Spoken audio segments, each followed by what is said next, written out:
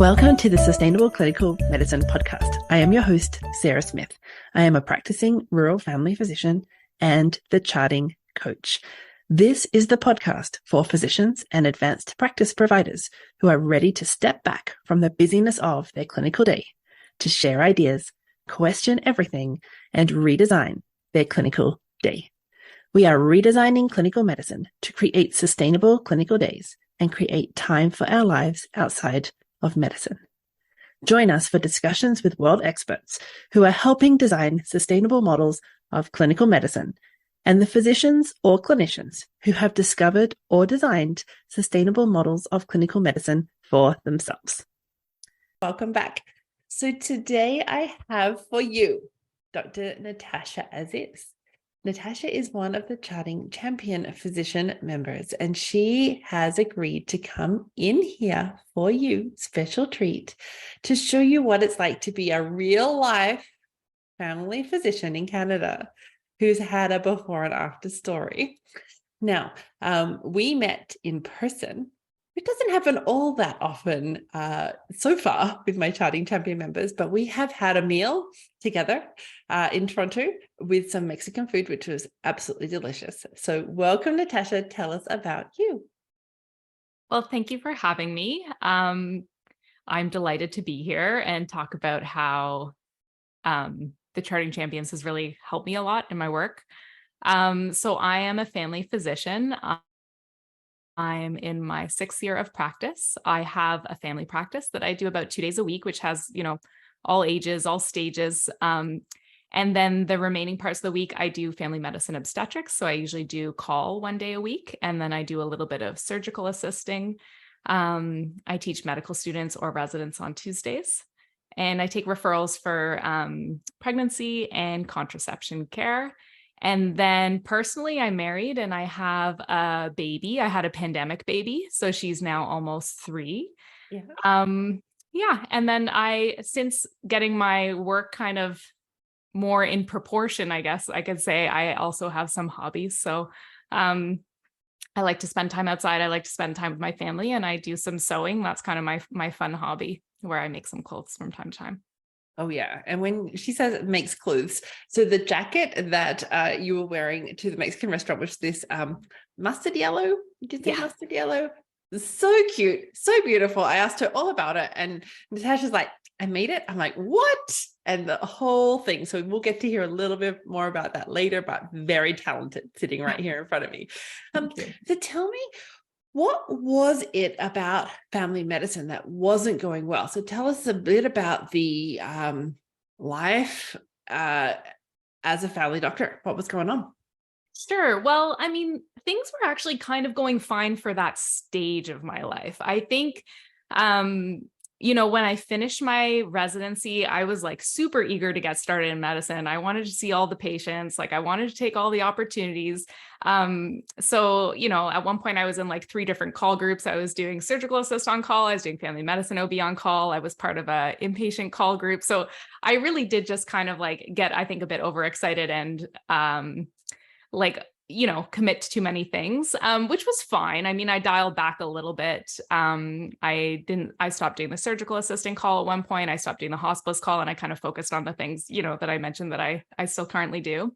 And, if there was a blank spot in my schedule, I just put something in. So if it was I'm on call Wednesday, I can sleep Wednesday morning, why don't I work at the walk-in Thursday afternoon? And I just slot things in, which was good. I enjoyed the work and everything, but it didn't leave a lot of time for everything else. And fortunately, my husband, I could talk for days about his hobby, so it wasn't really a problem there. He had lots of things to do while I was working all the time. But yeah, socially, I guess, only in retrospect do I realize that, my social life I let it slide. I was really focusing on work a lot. And then in terms of how my office was going, I was doing pretty well. I would see the patients. I was never terribly far behind, but the issue was when I finished seeing my scheduled patients, I would always have 1 to 2 hours of paperwork every day at the office. So I always found that kind of hard, because then when I finally did get home, after whatever, working all weekend, being post-call, being at the walk-in clinic, and then I went to my office from like 8:30 to 5, but really it was like 6 I was going home, occasionally later than 6, because I was getting all my charts finished and like my referrals done and my inbox done. And then I'd get home and I'd have dinner, and then I just lay horizontal on the couch. And like I think I did that like honestly for like years. Like not like I didn't take vacation, not like I didn't have fun, but like a lot of my time was just like, work, rest, work, rest. And my rest was just like, like I don't know if my GCS was 15, like it was like low. I was like quite tired to do other things. So yeah, basically what happened was I was continuing that pace, and then everything kind of happened all at the same time, because when the pandemic started, like obviously I had to dial back. And then because I was pregnant during the pandemic, I had to dial back. And I think the reflection was more just like, okay, well, when I have a family, like small children family, I don't really want to be coming home like at their bedtime. When I was a kid, actually, for a short period of time, like my dad was a physician and he came home at my bedtime, and I have like all those childhood memories of like lying awake and like running, like when I heard the garage door open, because like I wanted to go see my dad. So I was just like, I don't want to do that. Like I'd like to have a few evening hours, like, a reasonable schedule. And I knew some of my other colleagues who had young children were rushing out of the office as soon as their day ended, but I know they were at home like as soon as their kids went to bed, like doing their leftover work. And I was like, I just don't think I can do that. Like I'm so tired after, like, because I had been working so much. So I knew I just needed a different kind of solution to be able to keep going. Yeah, fair enough. So it sounds like the story that we see a lot. Every spare minute was filled up. And in your case, it was filled up with like more medicine, more Yep. patients, more clinical work, and all of you was spent. Were you doing any other hobbies or any other interests outside of medicine? I did. I mean, different things at different times. Like it wasn't like I didn't do anything at all. I'm pretty sure in my first year of practice, like I think I ran a half marathon. So like, I was exercising. I did like a short triathlon at some point. When I did have time off, I do like little crafty projects. Like at one point I made a bed frame. At one point I made this like string art thing.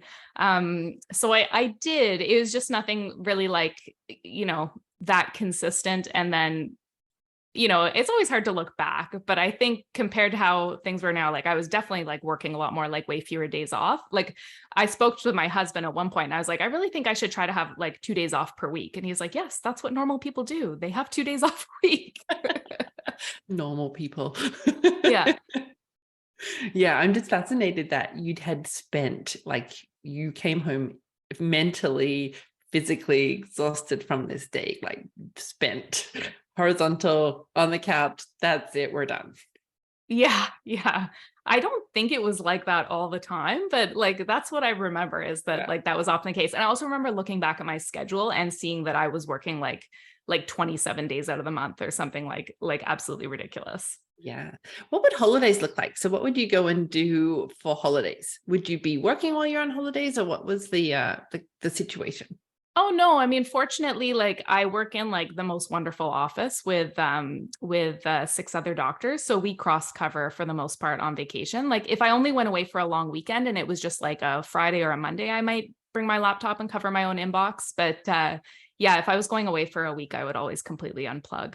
Nice. Yeah. And what did the coming back from holidays, what does that look like?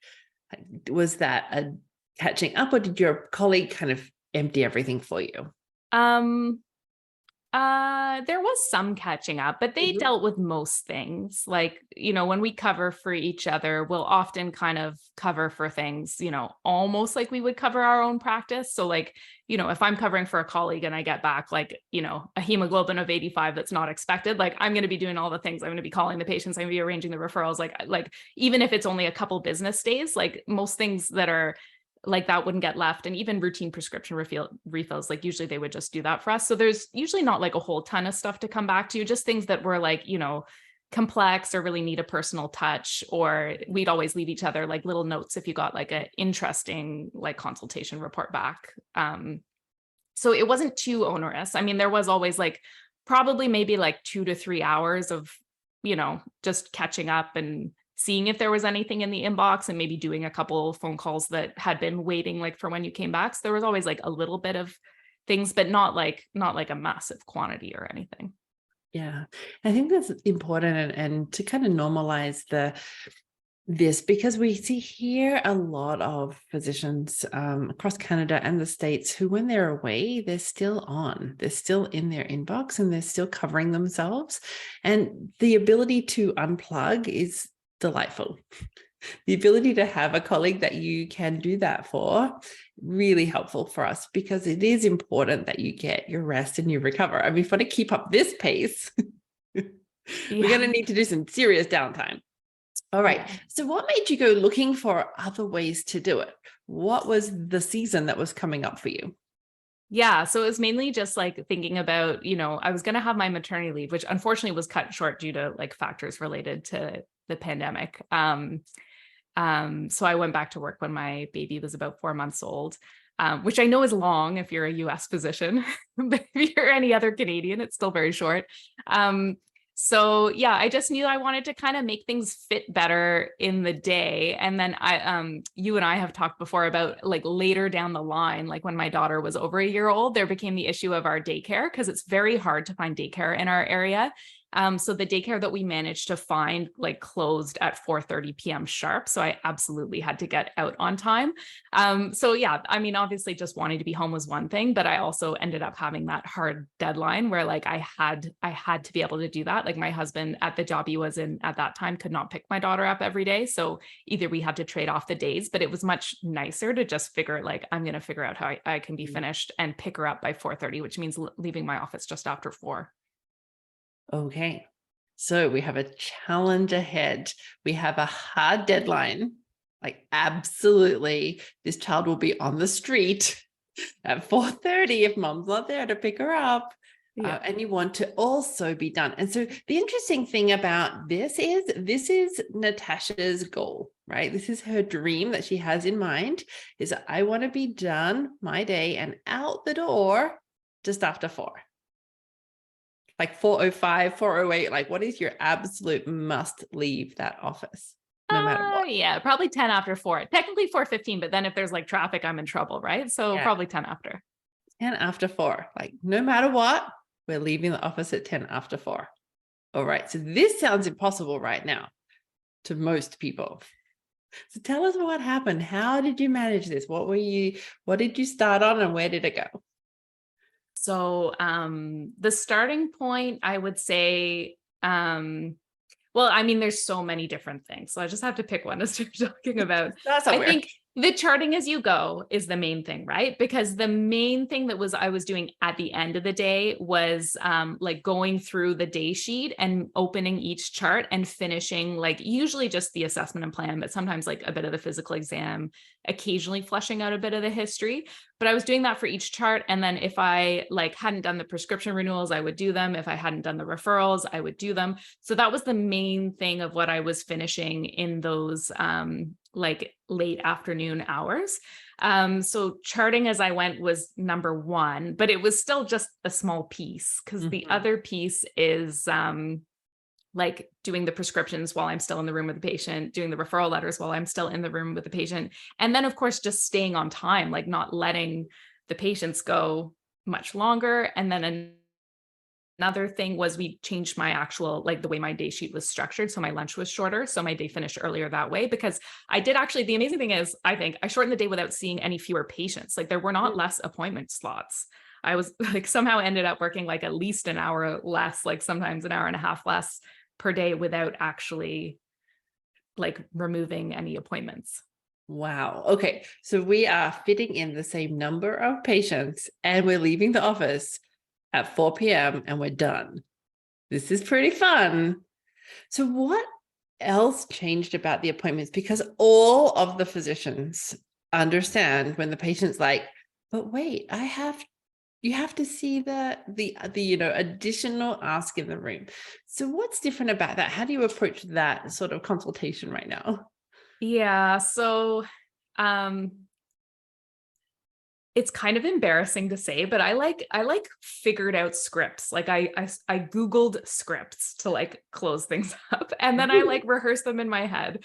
So yeah, like when it came to like issues, an example from like recently, like one of my patients, I saw her about like, her breast pain, her migraines. Like I talked about maybe 3 or 4 different things. And then at the end, she was like, oh, well, I did this self-test for autism and I wanted to talk about being evaluated for that and doing a referral. So, I said like, that is very interesting. Like that deserves like quite a thorough assessment. Like we can't really handle that in, negative 5 minutes. I didn't say negative 5 minutes, but like that's the time I had to deal with that. So I think I just had to build my confidence in just being like, I think that's important and like really genuinely meaning it. Like, I think that's important, but I just can't do it today. And you can say so many different things. Like there were many patients where, maybe they were pushing. I was like, listen, I have to get my daughter. Like I have to leave. I have an appointment, I have a commitment. Like, I'm sorry, I just can't, or, we've already covered, this is about my favorite way is probably to like kind of say like, today we've covered this, and we've made such and such and such and such plans. So next time let's plan to talk about, whatever other thing. So that helped a lot. And then sometimes, when I was like kind of figuring out what you can do, like a good tip is just to always finish on a high note. So you never finish being like, oh, I'm sorry, we couldn't talk about, X. You finish saying like, you've raised some really important things, like, let's give it a chance, kind of like a positive note. So the patient gets a sense that, things are good and we're going to address it. We're just not going to do it right here, right this second. Yeah. And like, for sure, I don't get it perfect all the time. I mean, another part of the design is that like my last patient is actually booked at 3:15 for me, like 3:15 to 3:30 is technically the time they're booked for me to get out by 4. So there is like a pretty big still like grace window, like for running a little bit behind.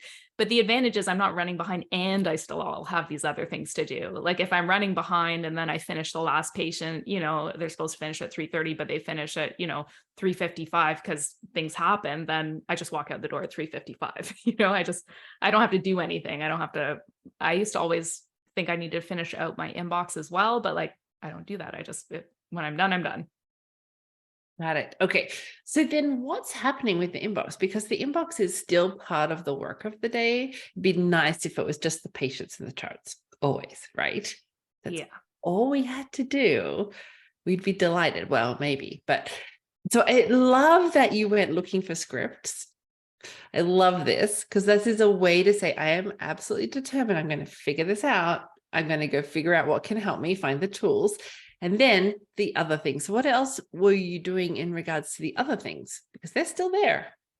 Like the inbox. Yeah. So I prefer to do my inbox in the morning because, and I've always come in a little bit early. Like my first patient has always been booked at 9 and I've always come in at 8:30. So like 8:30 to 9 is like my golden half hour because no one else is really in the office usually at that time. And even if there are little interruptions, like from my office manager, they usually don't happen until like 10 to 9 or almost 9.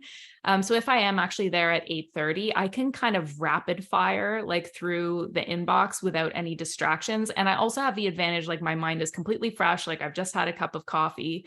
So that is one thing I realized that like, if I do my inbox first thing, I can do things maybe in about a third of the time that I could do them at 5:30 when I was exhausted, right? Because at 5:30, like I'm hungry, I'm tired, I'm dehydrated, and I've seen like however many patients I've seen during the day. Whereas at 8:30, like my mind is fresh, like I'm not bogged down with other thoughts. So for me, definitely doing the bulk of my inbox in the morning, like lets me get through a ton of things. And, the other thing I started doing with my inbox that I think reduces like fatigue with it is I will look at the whole list just to see if there's anything marked ASAP so I can deal with that. But otherwise, I just go through things like I use Practice Solutions. So you just click like next message for this doctor. Like you don't get to pick and choose. Like it just goes to the next, I think it's like the chart number. So it doesn't even go alphabetical. It just takes you to the next chart. So I try as much as possible to just do things that way rather than like cherry picking. Because I used to cherry pick and I would pick the things that were interesting or easy. And then the harder things would be left for later. Every now and then I still get something that's just like a little bit more complicated and that I will save like for another time. Because I do sometimes within my week, like have a half day or a time I'm kind of stuck at the hospital, someone's laboring, but I have some downtime. So I will have those little bits of time where I can deal with something that maybe like that task takes 10 minutes, not like, 5 minutes or 2 minutes or 1 minute or whatever.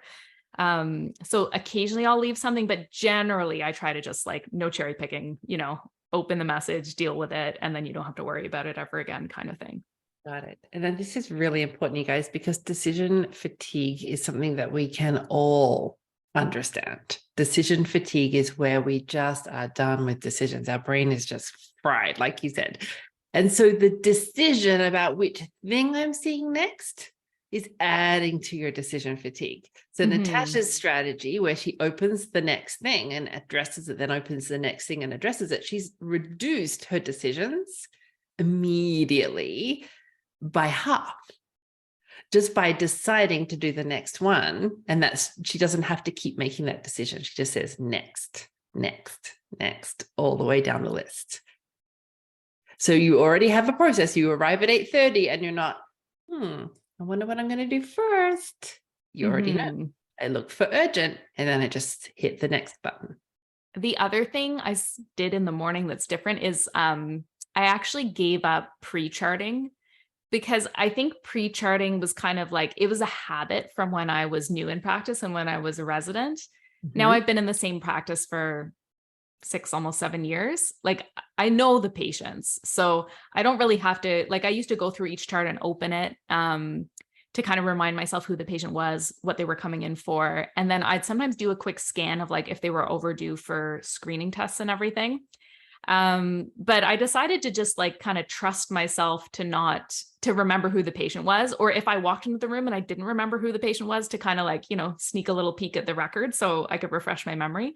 So I had to kind of trust myself to do that. And then also a lot of the things I used to do with my pre-charting, I don't have to do them because I changed the way I did other things. So I used to read a test result, think about it, and then get the secretary to book an appointment. And then when the appointment came, I'd like look at the test results again, and I have to choose what to do with it like that morning again. But now when I review the test results, if it's not something that's super straightforward, I'm way better at like leaving myself a little like message or a little note in the chart that says like, I reviewed this test result, like, and I just write down what my interpretation is and kind of what my tentative plan is. And then that way I'm not redoing the cognitive work. Like I'm not doing it when I first look at the result and then doing it again during that like pre-charting time. I don't need the pre-charting time because when I open, the chart for the encounter, I already did that work when I was in the inbox. That is so clever. Did you hear that? Just catching ourselves with what are we doing that's costing us time and mental energy? And then how can we do that differently? So you said that also when you go into a chart now, things are set up differently. So you're not having to look all the way through the chart to find the last mammogram. Are you doing something different there? Oh yeah. I just took your advice, basically. I think it's your advice to take that out of the appointment. So I don't worry when, whoever's here for their depression, like I don't worry about when their last mammogram was. So it started with a process of pulling up the preventative care reports, like manually every few months, and getting my secretaries to contact the stragglers and arrange the tests and everything. But it kind of evolved to now I'm almost there where I basically have like a post-dated action that's not to me, that's to a staff person, to just do it when it's due again. So when I get the PAP result now, I automatically send a message to the secretary to book the next PAP in 3 years, 1 year, whatever's appropriate to that patient.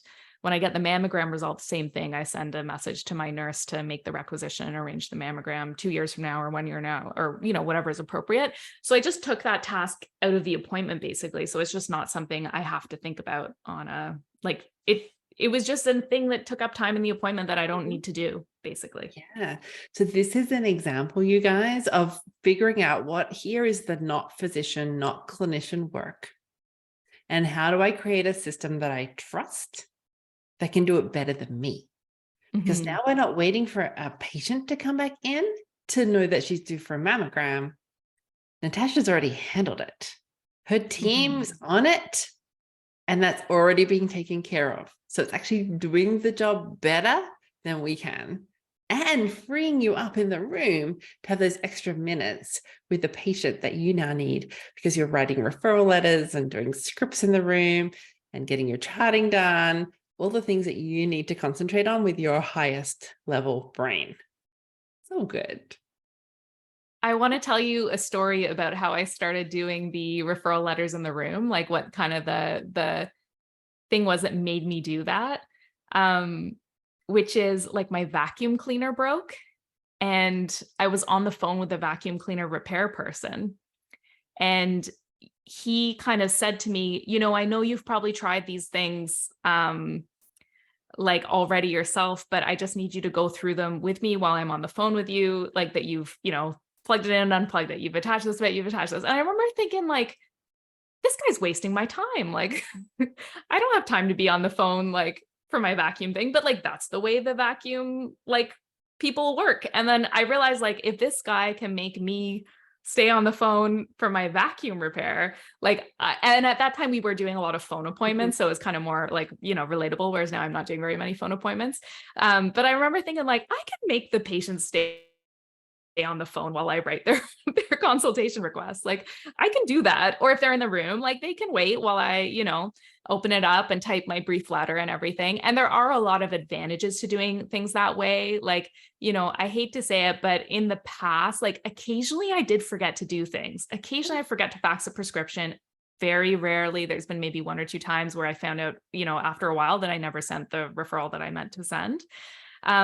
So if you're doing it with the patient in the room, they know that you did it, they know who you sent it to, you know, and it saves a lot of work down the line where the patient isn't sure, did it get done? Who was it sent to? Like what is the reason it was sent? Like all those things are kind of clarified if you do it in the room with the patient.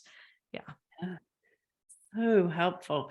I think a lot of the physicians are feeling that burden of the patients now are able to read my chart note in real time.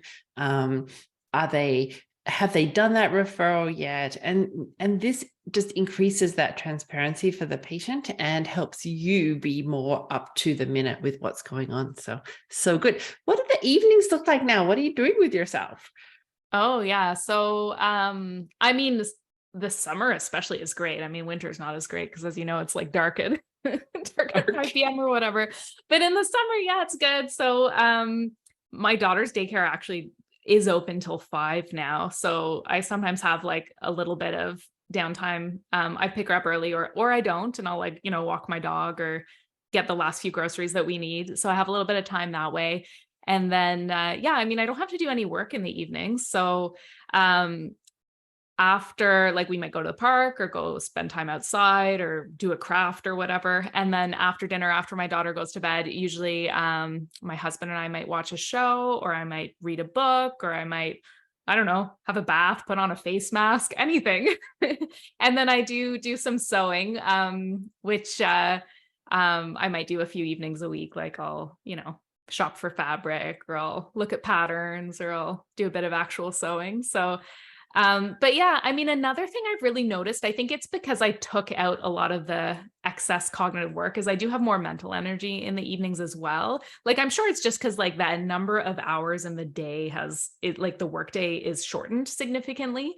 But also like with the pre-charting, for example, like I realized I was doing the same mental work, like sometimes 3 times, because I would pre-chart, then I would actually see the patient in the room, and then I would go back to the chart later and like close it out. Whereas now it's usually one touch. Like when I walk in the room with the patient, I open the chart, you know, I do whatever I have to do, I finish everything and I close it and I put my billing in before I go to the next patient. So I think that like really like, you know, in a way, like doing 3 times the less like mental work of like think like fewer things in the day, basically. Like, you know, maybe there's like 60 items in my day, like the patients, the inbox, or 100 items in my day, but not like 300 because you're like opening and closing and going back and forth and that kind of thing.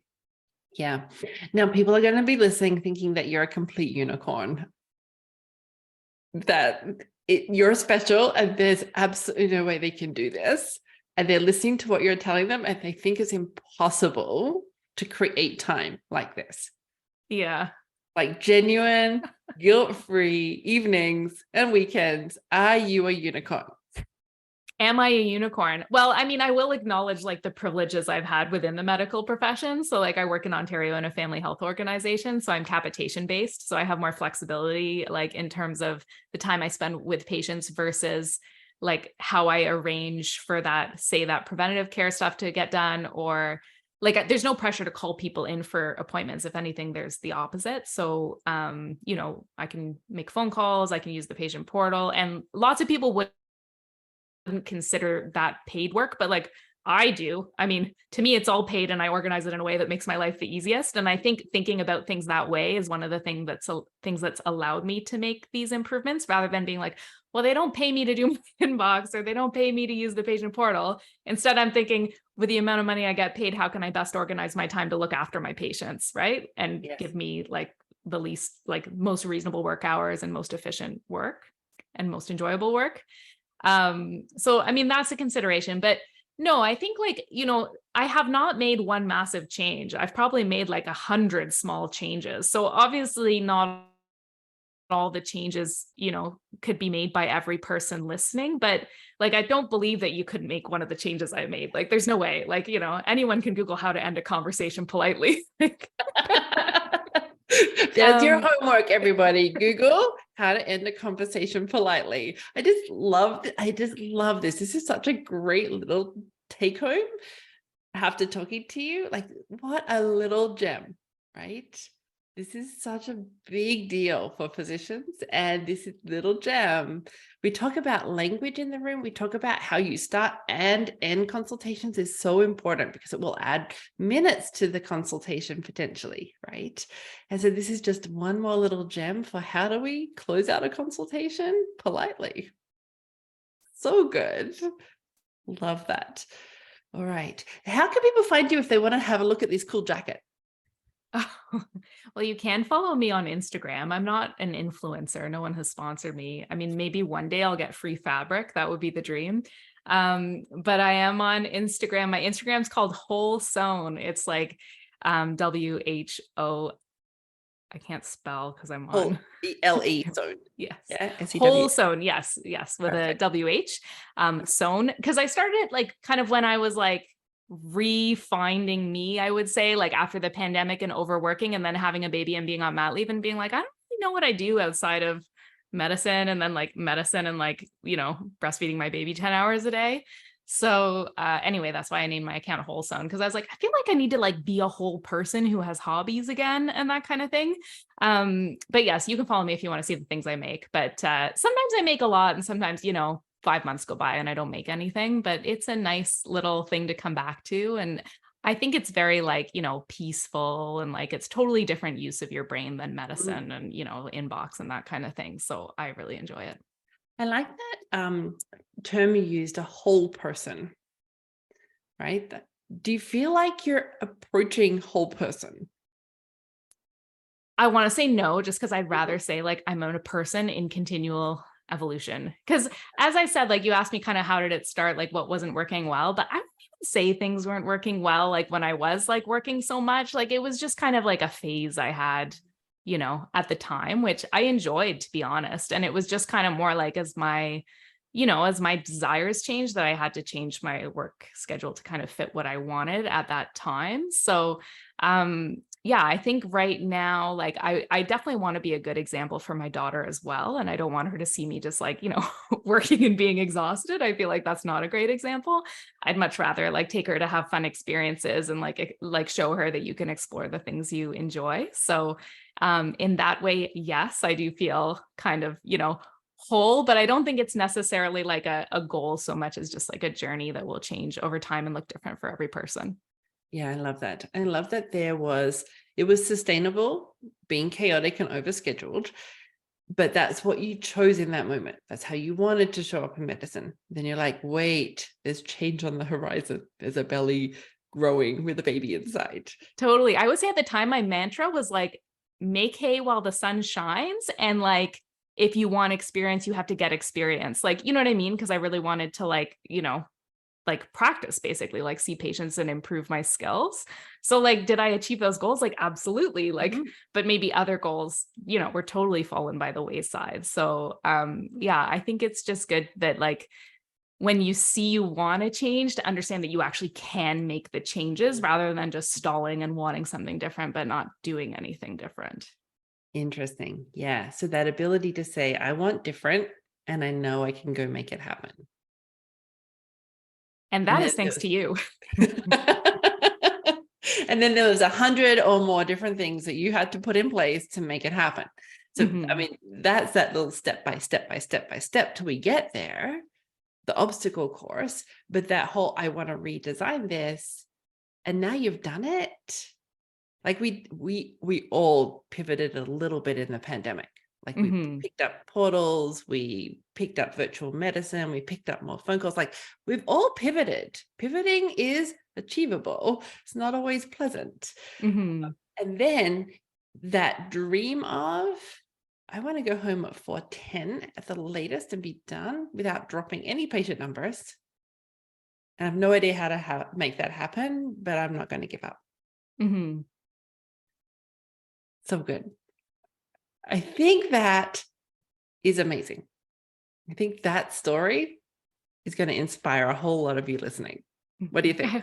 I hope so. I hope so. I think, there's so much burnout right now. Like, we're still recovering. We're going to be recovering for a long time from like the pandemic, but I think there was a lot of like, isolation, trauma, and there's a lot of burnout kind of still ongoing related to that. So, I really think for the future of the medical system and like people's individual satisfaction, like I think you have to believe that you can make your like work life better. So I hope that it can, I hope that everybody can make at least one small change that makes their life better and gives them, the rest and recovery that they need to perform their best at work and to enjoy themselves. One last question. What do you think it was about the program, the coaching, the community? What pieces do you think were most helpful when you're on your personal journey, right? So you've got an idea in mind of where you want to go, and sure, you can go Google things, but what do you think was most useful or different about having that other piece of it? I think like sometimes you just can't see the forest for the trees in your own life. Like there were some times I think that I'd come on the coaching call and I'd say like, this is what I'm thinking, this is what I'm doing. And it just kind of stop you in your tracks and be like, but when you think that, it's not helping you, like it's actually harming you. So I think sometimes you don't have the insight about your own patterns. So you could never change, or you don't have the insight that like, I couldn't do this because like, it feels like it's a real reason. But if you have someone else to kind of mirror it back to you and ask you, well, because I always thought I couldn't shorten my day. I don't know why I thought that, but then when you said, well, why don't you schedule it this way? I was like, because I can't, but eventually I realized like, there isn't really a reason that makes it impossible. So sometimes you assume things are impossible, but when someone else is also helping you look at it, you realize that it feeling impossible was actually like a feeling, not a fact. That when you looked at the facts, like there might be another way to do it. So I think it was just like the ability to recognize like that what you thought were limitations may not be limitations and see beyond them. I think that's something that you need the help of another person to do sometimes. Okay. So if you got stuck on your journey, that was where you came back to say, okay, this is where I'm stuck now.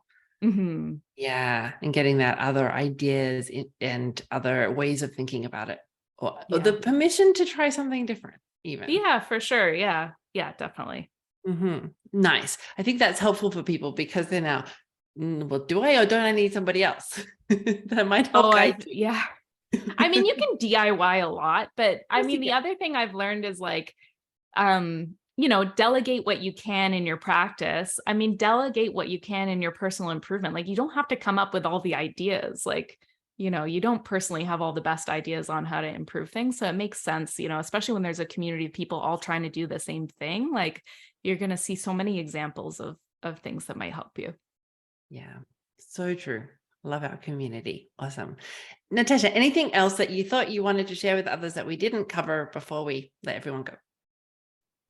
I would just say, I think it's really good to figure out like what fun and rest and recovery feel like for you and do more of that. Cause I think like you really want to fuel yourself with positive, not negative, as much as possible. So I think, one of the things that also helped me that we didn't mention is, like, I did have a longer vacation at one point, and I remember just feeling like so free and relaxed. And at one of the coaching sessions, it was mentioned that you can use that energy anytime, and to like practice that energy regularly.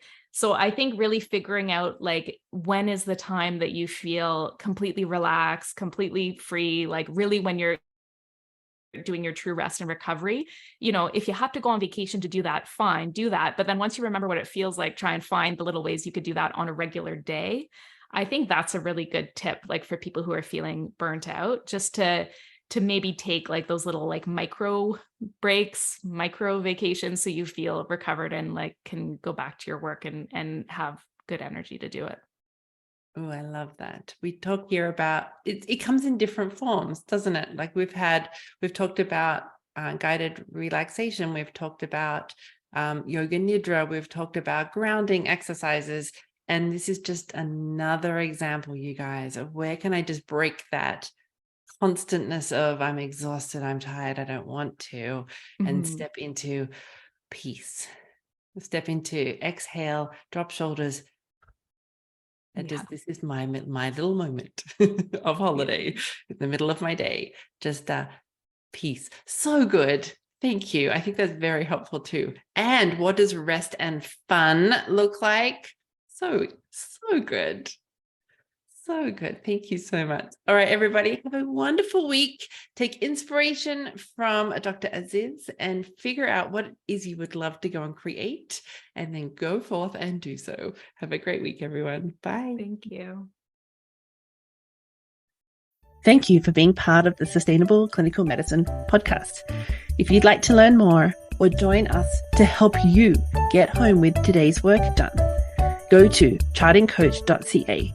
There you'll find all the information on the premier Lifetime Access Charting Champions program that is helping physicians get home with today's work done, with all the proven tools, support, and community you need to create time for your life outside of medicine. We would love to see you there. Until next time, thanks for listening.